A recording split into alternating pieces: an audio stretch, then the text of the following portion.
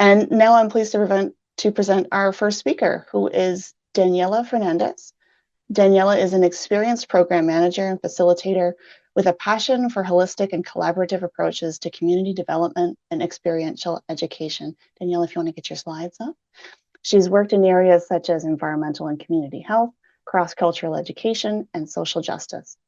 Her education and international experiences have allowed her to focus on addressing a range of community issues through fieldwork, mentoring, program management, and communications, and she's delighted to be the Director of Community Engagement for 211NB, promoting support services that is truly made for everybody. Without further ado, over to you, Daniela. Thank you so much, Melanie. Good morning, everyone. I hope you can hear me okay. My name is Daniela Fernández, and I am the Director of Community Engagement for the 211 New Brunswick service. I work with the United Way of Greater Moncton in southeastern New Brunswick, and the connection there is that the 211 service is actually trademarked to United Ways all across Canada. My contact info is on the screen if ever you want to follow up with me for any questions, concerns, or invitations to speak to any other groups that you might be connected with, and I'll remind you about my contact information at the end. And my goal for today is to give you an overview of what the 211 service is and how it can particularly support you, your patients, your loved ones, in an effort to help connect everybody to all of the social supports that they might need to make their lives easier, regardless of the challenges that they're facing. So for those of you that might not be as familiar with 211, I'll start with some basic information about what our service is. So 211 itself is an information and referral service that connects New Brunswickers to the full range of human, social, community, and government supports. And the idea is that the service helps people to quickly and effectively navigate the very complex network of government and community programs to help them find the supports that they need for their specific situation. The service is completely free and confidential, and our phones are answered 24/7, 365 days a year. And what's also wonderful is that we have the capacity to answer calls in over 170 different languages, thanks to our partnership with an interpretation service called Language Line. So if ever you are supporting anyone that needs language support beyond English or French, even if all they can say is the name of the language they wish to speak, that will cue our navigators to bring an interpreter into the call so that it becomes a three-way call and the interpreter is just there to make communication easier between the caller and the navigator responding to the call at 211, but the call remains free and confidential either way. 211 is also available to every single person who resides within Canada, regardless of their age, background, immigration status, and so on. So we are now present in every single province and territory across the country. In a couple of territories, it's possible that our line might not be operational at the moment, but there would always be an equivalent website that people can use to search through the database of programs and services available in their region. And since the service launched in New Brunswick back in October of 2020, we have been able to ensure that well over 100,000 people who call New Brunswick home have been connected to the right supports and programs when they have faced challenges in their life. So that number includes all of the different channels that people can use to connect with the 211 service, which I'll elaborate on later on in the presentation. But basically, we're very proud to say that the distribution of calls that are coming into 211 New Brunswick actually spans the entire province. And that tells us how well received the service has been, especially by folks in rural and smaller communities where access to services and information can sometimes be a little bit more limited. Now, while what I gave you at the beginning is like the technical definition of 211, I'd really like you to just think of 211 as that best friend that you can call anytime with basically any concern, and who will actively listen to you with empathy and without judgment so that they can understand what you're going through, and then that way they can find the resources that you need and that may help you the most in that moment. We know that life doesn't throw challenges at us at a convenient time, so it doesn't matter if it's, 3 a.m. on a Sunday, first thing Monday morning, during the holidays, you can always rest assured that 211 is there for you. So how does the service actually work? Well, when someone contacts 211, they're going to be connected with a real person. So not a robot, not an answering machine. We know this can be really frustrating for any one of us when we contact a customer service line. So the one choice that you need to make when you dial 211 is if you want your call in English or French. But beyond that, you will be speaking live to one of our navigators. And again, their role is to listen to you, to understand what you're going through, to help you suss out your needs so that they can then point you in the right direction in terms of available programs or services in your community that can make your situation easier.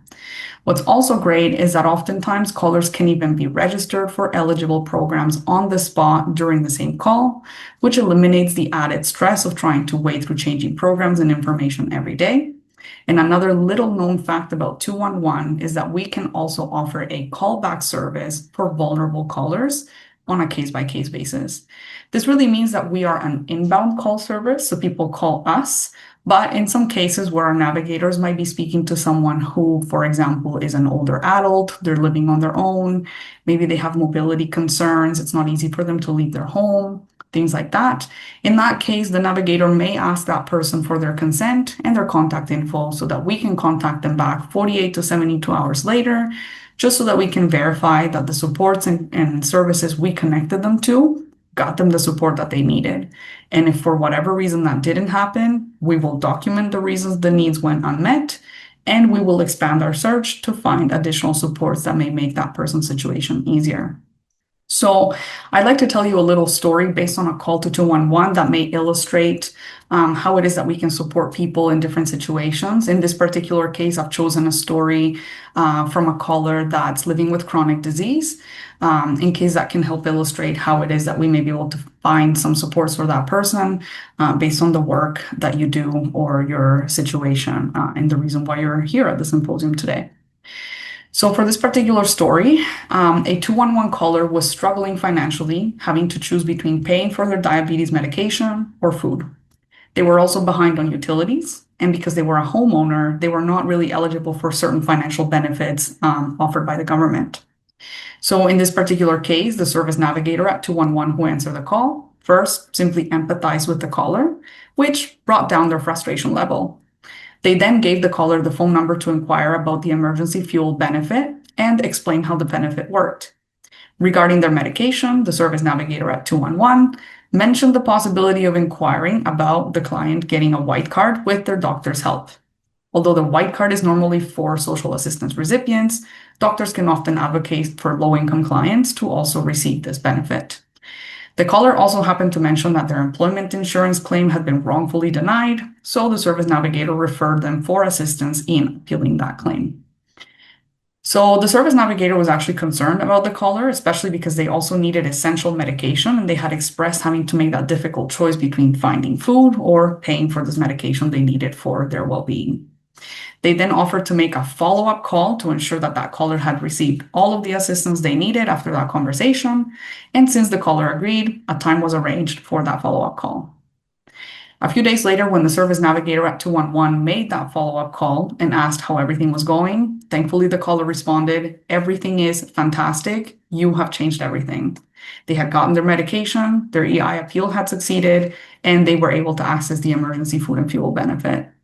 So as you can see, we don't offer counseling directly at 211, but we can always support individuals by connecting them to the right supports at the right time, based on their needs, based on available supports, and always keeping in mind where they're at in their journey. And as you can see, that's the magic of 211. That human touch and compassion that our community navigators are able to bring to the service makes all the difference for callers that would otherwise feel lost or overwhelmed just trying to navigate the myriad of community services available all on their own. We likely know from experience that it's not always easy to look up resources online or in a directory, but then have to filter through pages and pages of information just to try to figure out what you might be eligible for and what would be the best fit for your situation. So our community navigators are there to ease that burden of research for you, whether you are the person in need or a service provider or a loved one providing care to someone else with complex needs. This human element is one of the biggest value adds of the 211 service. Our navigators are not volunteers. It's a question I get asked really often. So they're actually trained professionals who can work with marginalized populations, people in crisis, situations that need to be escalated, and they can collaborate with other essential emergency service providers or helplines as needed to ensure that people receive timely support for their unique situation.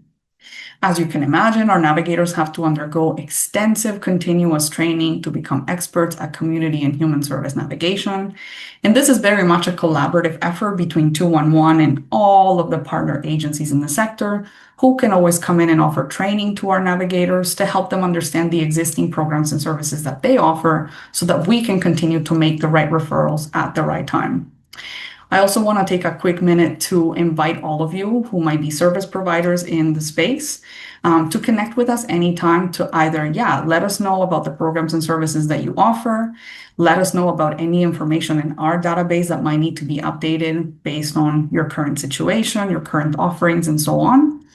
And so that you can, again, help us be aware of any new programs or services that you yourselves might have launched or that any partner agencies may have launched in your community, so that we can also become aware of that information and increase our database of resources that we can then refer people to for support when they need it most. Now, while it's really important for me to tell you what 211 is, it's also very important for me to explain what 211 is not. So there's just a limit to the type of work that 211 can do. So the first thing to remember is that 211 itself is not a crisis management or a counseling service on its own. Our navigators are not necessarily trained to offer advice, but they can always offer information and referral. So their role is actually to connect you to all of those other supports available out there that can specialize in the work that you might need, which could be counseling, for example, but the counseling piece does not take place within the call to 211. We don't keep client files, we don't do case management, we don't necessarily follow up with people specifically. So that's just something I'd like you to keep in mind as you're thinking of ways to leverage 211 to support your work or your life and so on. The other thing that's really important to remember is that 211 itself is a non-emergency response line.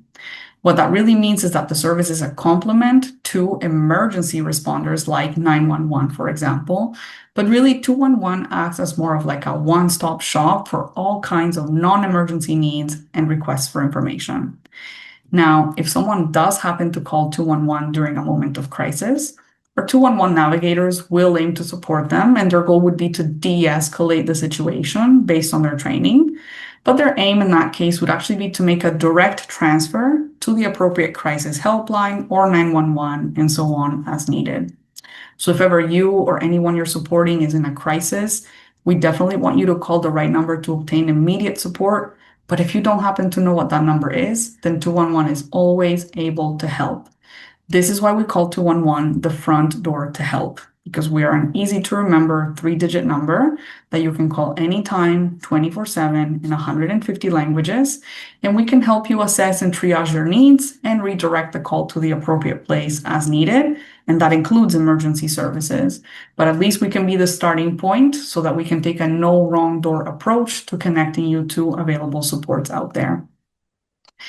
Now, based on the nature of the folks that might be in the room and at the symposium, I just want to quickly highlight how it is that 211 can help service providers specifically, because I don't want you to walk away with the impression that we're here to reinvent the wheel or to duplicate services. So first of all, 211 itself is a complementary service to the hard work that many organizations are already doing to provide services and supports to people on the ground.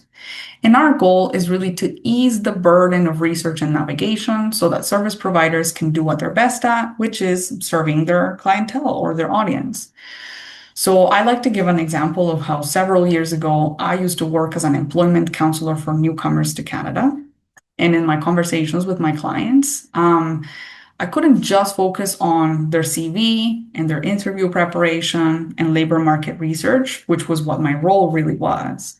But keeping in mind that, they're humans with lives that are complex and that change, we also needed to talk about things like, do they have children? How old are their children?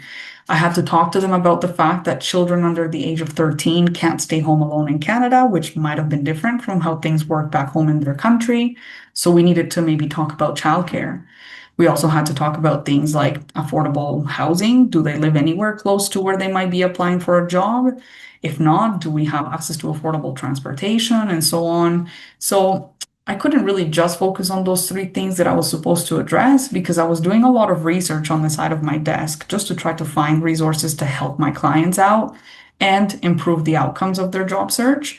but I was getting spread really thin, and I found that I was, being taken away from the work that I could do as an employment counselor. So fast forward to today, where we now do have access to 211. Our hope would be that someone in that same kind of role could say to their clients, I understand that there's all these other needs that can impact your job search. We might not be able to address those today directly. Let's focus on your CV and your interview prep. But for all those other concerns, let's call 211 together. Or here's a card. You can call 211 24/7 confidentially in 150 languages, and they can help you connect with other resources that may make your situation easier. So ultimately, by doing that, we want to allow organizations and staff at, service organizations to provide more holistic services to their clients by connecting those clients to additional support for complex needs that organization may not be able to provide otherwise. Already about 40% of our calls being made to 211, not just in New Brunswick, but at the national level, are actually calls being made by professionals or resource organizations. And it's 211 that's allowing them to be able to say yes to more people when they need additional support that the organization itself may not have been able to provide. This is why we also encourage organizations to leverage 211, for example, after hours, during staff vacations, during the holidays. And I encourage you to provide information about 211, maybe in your email signature, your voicemail greeting, even your website. And we have tools for that so that you can gently nudge your clients or your patients towards us when you might not be able to provide services directly, but we can help them on their journey. Now, I can give you a broad sense of the kinds of services and programs that 211 refers people to, but the database is really, really broad.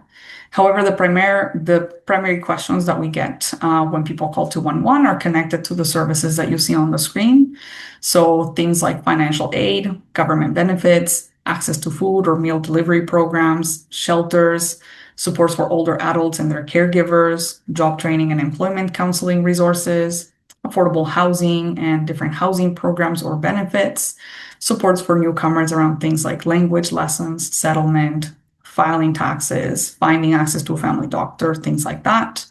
Mental health resources, whether that be workshops or support groups or counseling, online resources and tools, other helplines, and supports for families and youth, which obviously includes supports for children, youth, single parents, families, new parents, you name it. And there's even more services beyond what's on the screen, but I just want to give you a sense of globally most of the questions that we are able to approach. And so in a sense, 211 is a great resource for what I would call like that everything else category that other information and response lines aren't always able to address to that same level of detail. This means that the ways in which you can help support the 211 service are also really broad, from telling others about it, to calling on behalf of loved ones or patients looking for support, and even to helping us evaluate which resources might need to be updated in our database so that we can continue to make the right referrals at the right time. It really takes a village to help ensure that everyone has access to the help that they need, since this is a very complex landscape and people's lives also evolve in very complex ways. So 211 counts on everyone's support to build trust for users and the agencies that rely on our referrals as well. Just very quickly before I finish, I want to give you an overview of all of the different ways that you can actually use to connect with the 211 service. Of course, the easiest to remember and most intuitive one is just dialing 211 on any phone, and that should connect you to the service. If ever you're dialing from a landline in a rural area, it's possible but not likely that there might not be a direct connection between your phone and the 211 service. We can fix that with your telecom provider. So if ever you find out that that's an issue someone is having, please let us know and we can help you fix that. But if you need to get around that issue in a pinch, our toll-free number should always connect you directly with 211. So the second number you see on the screen is our main toll-free line. I also want to highlight that one of our accessibility features is to provide video relay service through that line. So folks who are deaf or hard of hearing who use sign language to communicate, they can create a free account on VRS Canada online so that they can access a video interpreter and communicate with the 211 navigator and back. Similarly, we have our teletypewriter toll-free line for folks who still use a teletypewriter device. You can also send us emails in English or French only at 211mb@finehill.ca. So it's the same folks that answer the line that reply to emails as well. So they're the experts at all the services and programs available to you. And if it's easier for you to just fire off a question in writing and then get a response in writing, which includes, links to application forms or relevant websites and so on, we are happy to provide that to you by email as well. You can also use our website, nv.211.ca, as a bit of a resource for supporting your work. The website itself is very much like a search engine that allows you to look through the database of programs and services. There's a tab at the top called How to Search, which gives you some guidance and tips for how to refine your search results. As you're browsing through the website, you can park things on a clipboard so that you can then refer back to the resources you really need. And you can also chat online between the hours of 8 a.m. and 10 p.m. Monday through Friday, so that you can speak to a navigator about programs or services that you're finding, or if you need support with navigating the website itself. Last but not least, I want to highlight that last year we launched our Canada-wide 211 Canada app. It is available for iPhones and Androids. And the idea is that the app makes our surveys a little bit more accessible by using something called natural language search. So this is a bit of an AI-powered search engine that uses everyday language to help people bring up the right resources on the 211 database.